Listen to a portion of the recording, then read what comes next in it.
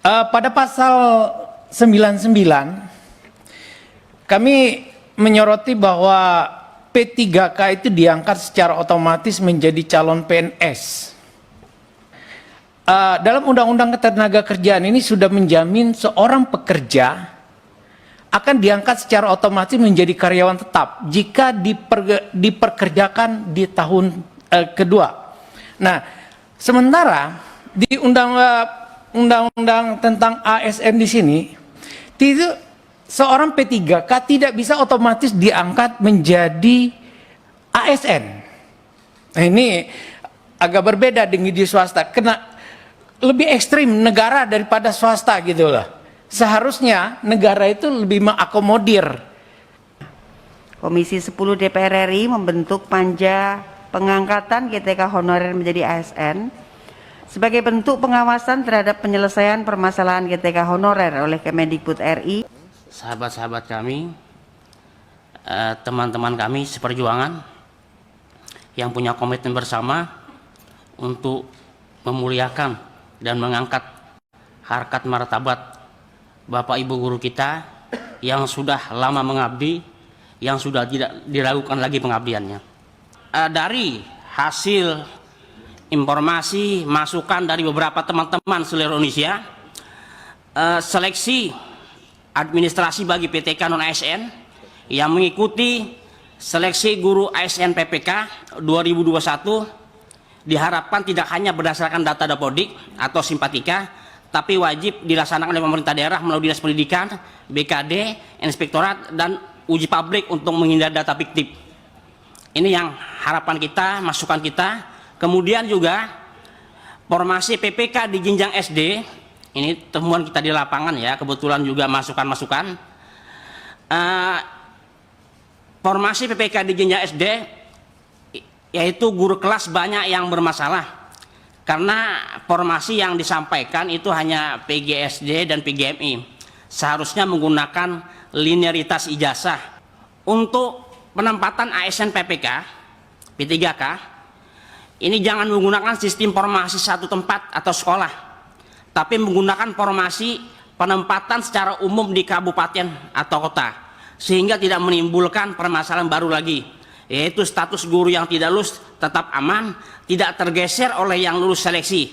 Yang lulus ditempatkan di sekolah dia mengabdi seperti seleksi kemarin kategori 2 pada tahun 2013. Perspektif lulusan PPG ini itu ada kesan merugikan guru non ASN yang ada di sekolah negeri yang lama sudah mengabdi.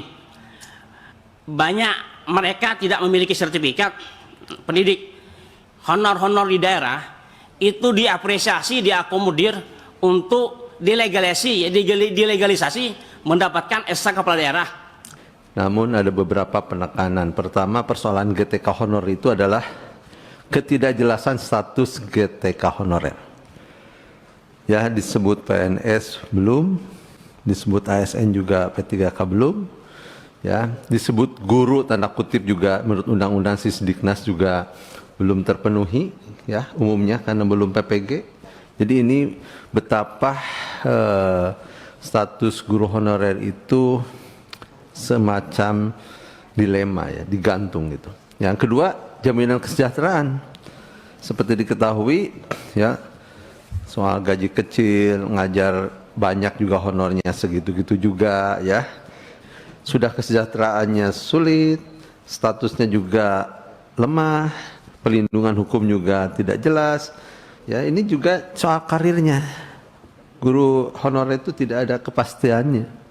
Nah, yang berikutnya persoalan pokok juga adalah kewenangan rekrutmen honorer ini. Sementara ini kan persoalannya adalah karena guru honorer ini kan tadinya darurat, yang angkat adalah pihak sekolah, satuan pendidikan. Sementara pengakuan dari Pemda, pemerintah pusat itu kan lemah terhadap mereka.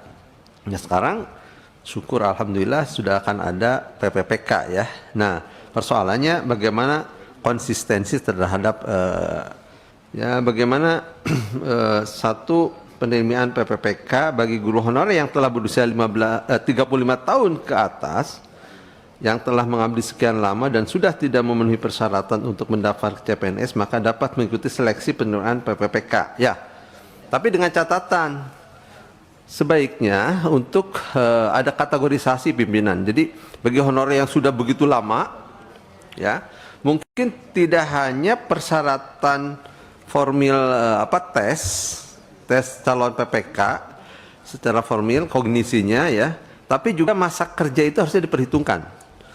Kalau boleh usul begini, misalnya masa kerja itu adalah poin yang jadi bahan perhitungan penilaian, bukan hanya sekedar hasil tes.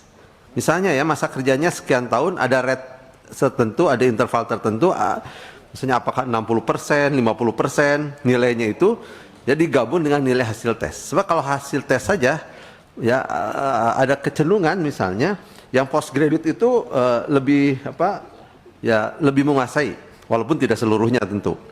Ya, ada perlakuan istimewa atau yang disebut dengan afirmasi. Jadi harus ada tindakan afirmasi, kebijakan afirmasi bagi honorer itu supaya ada perhitungan gitu ya. Ada dimensi lain selain hasil tesnya. Bahwa supaya masa pengabdian, masa kerja atau usia itu menjadi salah satu ya pertimbangan. Kita sudah mengusulkan di dalam RDP tanggal berapa ini ya? 24 Maret. Penambahan nilai kompetensi teknis 500 dari total poin yang ada. Tapi sampai hari ini masih tarik menarik lah. Sudah ada kesepakatan mereka hanya akan memberikan kalau tidak salah 250 ya Prof ya.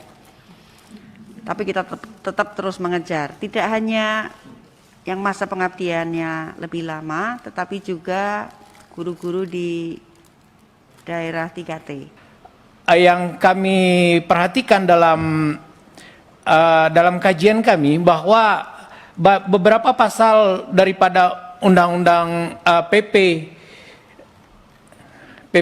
tentang ASN yang berkaitan dengan P3K ini masih banyak bertentangan dengan produk undang-undang lain. Sebagai contoh misalkan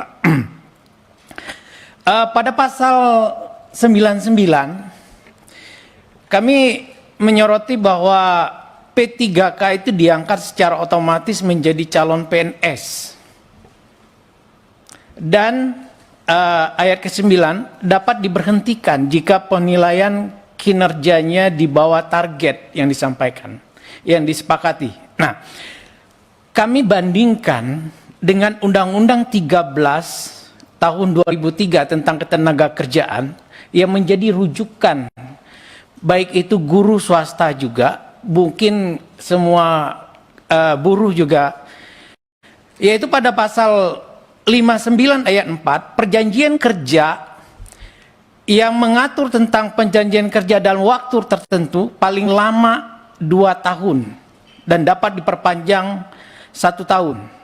Kemudian ayat 5 dan 6 mengatur mekanisme yang ingin memperpanjang jangka waktu kerja, maka ayat 7 mengatakan demi hukum menjadi perjanjian kerja tidak tertentu. Artinya dalam Undang-Undang Ketenagakerjaan ini sudah menjamin seorang pekerja akan diangkat secara otomatis menjadi karyawan tetap jika diperkerjakan di tahun kedua. Nah, sementara di undang-undang tentang ASN di sini, seorang P3K tidak bisa otomatis diangkat menjadi ASN. Nah, ini agak berbeda dengan di swasta, kena lebih ekstrim negara daripada swasta gitu lah. Seharusnya negara itu lebih mengakomodir problematik dari sini. Jadi guru, apalagi kita berbicara tentang guru, bukan sebagai karyawan. Kalau kita berbicara P3K kembali, P3K ini adalah guru swasta di pemerintahan. Nah, artinya dengan diangkat menjadi guru P3K berarti kasarnya guru P3K ini adalah guru kontrak.